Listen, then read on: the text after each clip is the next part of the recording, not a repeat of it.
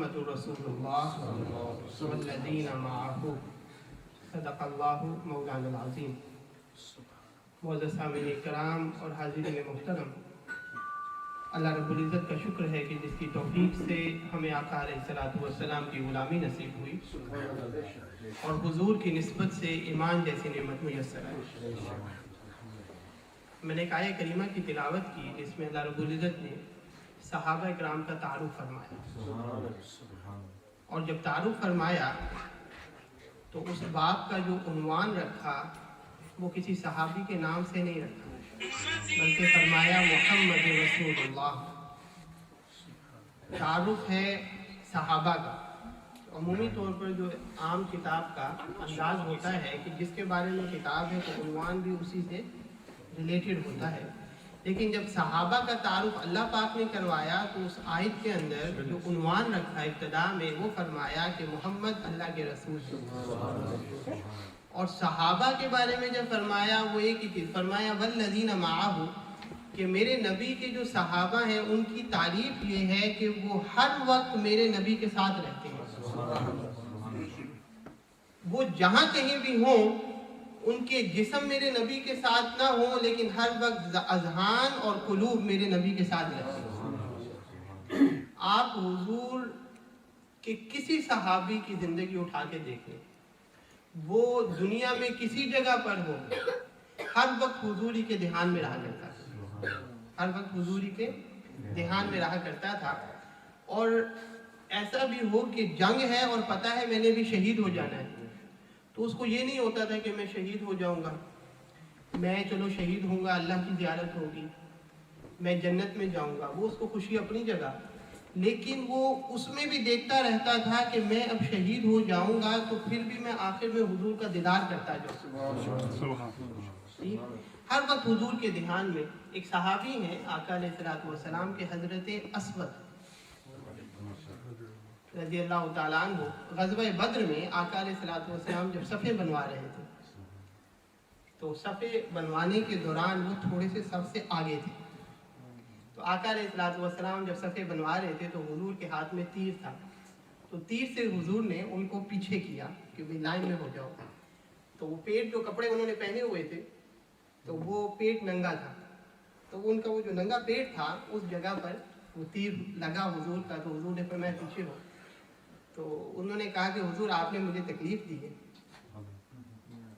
تو میں تو بدلہ لوں گا۔ آپ جنگ میں جا رہے ہیں، آپ سوچیں نا ایک بندہ ہے وہ لڑنے جا رہا ہے اور جو جنگ میں جا رہا ہے حضور کے کہنے پر وہ اسی نیت سے جا رہا ہے کہ میں نے واپس نہیں آنا، ان کی تو یہ چاہت ہے کہ ہم اللہ کی راہ میں شہید ہوں، وہ دھیان دیتے ہونے کیا جا رہا ہے اس کا دھیان کدھر ہے، وہ کہہ رہے حضور میں تو بدلہ لوں گا۔ حضور نے اپنا کپڑا اٹھا دیا اور میں اچھا لے لو بدلہ۔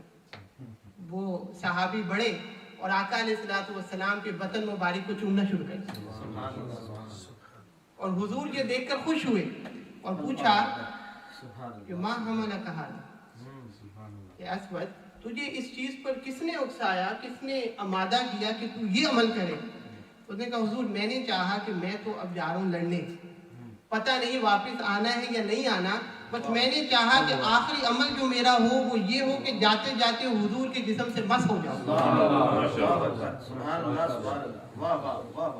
حضرت اسود، امام حلبی نے سیرت الحلبی میں واقعے کو بیان کیا، اور پھر وہ حضرت بلال رضی اللہ تعالیٰ عنہ کو تو واقعہ آپ نے سنا ہے، لیکن اس میں سے ایک لفظ آپ کو کمال، کہ وہ لوگ جو بھی کرتے تھے کچھ دھیان میں نہیں ہوتا تھا، بس حضور دھیان میں ہوتے تھے۔ نمازوں کا تو آپ نے سنا ہی ہے، کئی بار سنا، نماز میں تو حضور کا دھیان ہوتا تھا، وہ اذان میں بھی حضوری کا دھیان ہوتا تھا۔ جی حضرت بلال رضی اللہ تعالیٰ عنہ، آپ کو معلوم ہے جب آقا علیہ الصلوۃ والسلام نے پردہ فرمایا تو پھر وہ مدینہ میں رہ نہیں سکے، ڈھونڈا کرتے تھے، پوچھا کرتے تھے حضور کہاں ہے، حضور کہاں ہے، یعنی ایسی دقت طاری ہو گئی تھی کہ ان کو سمجھ نہیں آتی تھی، پوچھتے رہتے تھے۔ حضور وصال فرما گئے لیکن لوگوں سے کسی گلی میں جا رہے ہیں حضور کو تو نہیں دیکھا، حضور کو تو نہیں دیکھا، کچھ وقت گزرا پھر رہا نہیں گیا، تو پھر انہوں نے ارادہ کیا کہ مدینہ پاک سے چلا جاؤ۔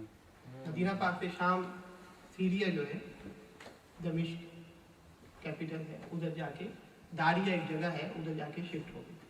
वही रही सारी उम्र। बस एक दिन सो रहे थे आका अलैहिस्सलाम की ज़ियारत में, कहा कि बिलाल मा हाज़ल जफ़ा या बिलाल, मा हाज़ल जफ़ा या बिलाल, ये कैसी बेवफाई है, अरसा हो गया हमारी ज़ियारत के लिए नहीं आया। हज़रत बिलाल रज़ियल्लाहु ताला अन्हु उठे, रोते रहे और बस कुछ और फिर काम सब कुछ छोड़ दिया, अपना जो जानवर था सवारी थी उस पर बैठे, फिर रुके नहीं, मदीना पाक सीधा जाके पहुंचे। मदीना पाक पहुंचे और जाते ही सबसे पहले मस्जिद नबवी में हुजूर को ढूंढ रहे हैं, हुजूर कहाँ है, हुजूर कहाँ है, हुजूर कहाँ है। फिर कमरों में गए, हुजूर कहाँ है, हुजूर कहाँ है, हुजूर कहाँ है, कहीं नहीं मिले हुजूर। तो फिर हुजूर की कब्र पर पड़ी, यानी उनका तसव्वुर देखें, सीधा कब्र पे भी नहीं गए। कहते हैं कि हुजूर ने खुद आके बुलाया है तो मैं ढूंढूं कहाँ है। वो पहले मस्जिद नबवी में गए, कमरों में गए, घरों में देखा नहीं मिले, फिर कब्र अंदर पे आके सर झुका के रोना शुरू कर दिया, कहा कि हुजूर आपने खुद मुझे बुलाया था ज़ियारत के लिए, अब मैं कहाँ जाऊँ आपको देखने। उतनी देर में तमाम मदीना वालों को पता लग गया कि हज़रत बिलाल आ गए। सारे लोग निकल आए, मिले, खुश हुए और सब ने एक ही बात की, उन्होंने कहा बिलाल अरसा हो गया, वो अजान सुना दो जो हुजूर के सामने सुनाया करते थे, जो हुजूर के सामने सुनाया करते थे। अब हज़रत बिलाल ने फरमाया कि मैं तो गया इसी वजह से था कि मैं तो इधर रह नहीं सकता था, क्योंकि हुजूर की याद थी, तो मैं अजान उनको मना किया कि मैं नहीं सुना सकता, क्योंकि जब मैं हुजूर के दौर में अजान पढ़ा करता था और पहुंचता था अशहदु अन्ना मुहम्मद रसूलुल्लाह, तो सामने हुजूर को देखा करता था। तो अब मैं जब पहुंचूंगा अशहदु अन्ना मुहम्मद रसूलुल्लाह, मेरे से बर्दाश्त नहीं होगा, मैं नहीं सबको मना, उम्र फारूक तक को मना कर दिया। साहबा को भी पता था कि अगर हमें ये कह रहा है ना, तो कोई तो है जिसको ना नहीं कह सकेगा। वो इमाम हसन इमाम हुसैन के पास चले गए। इमाम हुसैन रज़ियल्लाहु ताला अन्हु 7 साल के, इमाम हसन 8 साल के, उनके पास गए कि आप ज़रा बिलाल रज़ियल्लाहु ताला अन्हु से दरख्वास्त कर दें, रिक्वेस्ट कर दें कि अजान दें। वो दोनों गए, अब जाके अब है बच्चे, सुभान अल्लाह, हुजूर के नवासे हैं ना, लेकिन उनको भी पता है कि हमारे नाना के जो सहाबा हैं उनका ध्यान हर वक्त हुजूर की तरफ होता था। अब उन्होंने जो लफ्ज़ इस्तेमाल किए और बिलाल रज़ियल्लाहु ताला अन्हु से जो अजान कहने का, अजान देने का जो पूछा, वो अल्फाज सुने, सुभान अल्लाह। फरमाया जाके दोनों ने हज़रत बिलाल को सलाम किया, उन्होंने भी चूमा और आका अलैहिस्सलातु वस्सलाम की खुशबू आ रही थी, तो काफ़ी देर उन बच्चों से खुशबू सुनते रहे।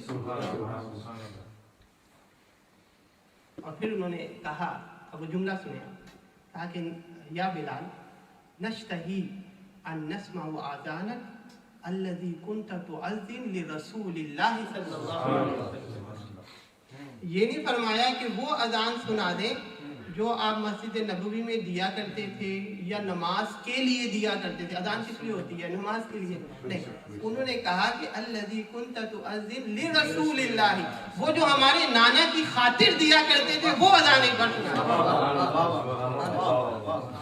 वो अजान सुना दें। और फिर बिलाल रज़ियल्लाहु ताला अन्हु खड़े हो गए। अब क्योंकि हुजूर ने तो फरमा के गए थे 3 चीज़ें, फरमाया था कि अल्लिमू औलादकुम हुब्बा नबीजिकुम, एक तो अपनी औलादों को अपने नबी की मोहब्बत सिखाओ। दूसरी चीज़ फरमाई अल्लिमू औलादकुम हुब्बा आलि बैती, और अपनी औलादों को अपने नबी की आल से मोहब्बत भी सिखाओ। और तीसरा फरमाया कि अल्लिमू औलादकुम क़िराअतुल कुरान, और अपनी औलादों को कुरान पाक की क़िराअत भी सिखाओ। तो ये तो हुक्म था। अब हुजूर के नवासे, हुजूर के आल, उन्होंने दरख्वास्त की तो वो ना तो नहीं कर सकते थे, उम्र फारूक को ना कर दी, अब इनको तो ना नहीं कर सकते थे, क्योंकि आले रसूल से मोहब्बत थी। बस उधर ही खड़े हो गए, वही उसी जगह पे गए जहाँ पे हुजूर के दौर में अजान दिया करते थे। अजान शुरू कर दी, अल्लाहु अकबर, अल्लाहु अकबर। अब आवाज़ आई, लोग सारे घरों से निकल आए, जहाँ जहाँ आवाज़ आई। अब उनको समझ नहीं आई कि एक अरसे बाद वही दिन याद आ रहा है जो हुजूर जिस दौर में होते हैं। अशहदु अल्ला इलाहा इल्लल्लाह, अशहदु अल्ला इलाहा इल्लल्लाह। इधर आवाज़ ऊंची आती रही, उधर लोगों की बुका और रोना बढ़ता गया, क्योंकि हुजूर याद आ गए। इवन हदीस पाक में आता है कि जो पर्दा करने वाली खातून थी, वो सारी, उनको समझ नहीं आई, वो सब घरों से निकल आई। मदीना की सड़क لوگ بازاروں میں تھے، سب نکل آئے، سڑکوں پہ آ گئے اور آ کے کیا جملہ کہہ رہے تھے؟ ابو عیسیٰ رسول اللہ، ابو عیسیٰ رسول اللہ، کیا حضور واپس تشریف لے آئے ہیں؟ یعنی ان کو حضرت بلال کی اذان سنی تو ان کو ایسا لگا جیسے حضور واپس آ گئے ہیں، اور وہ جو گھروں سے آ رہے تھے وہ بلال رضی اللہ تعالیٰ عنہ کی اذان سننے نہیں آ رہے تھے، وہ دیکھنے آ رہے تھے حضور تشریف لے آئے، آؤ حضور کی زیارت تو کریں۔ لیکن جب دیکھا کہ حضور نہیں ہے،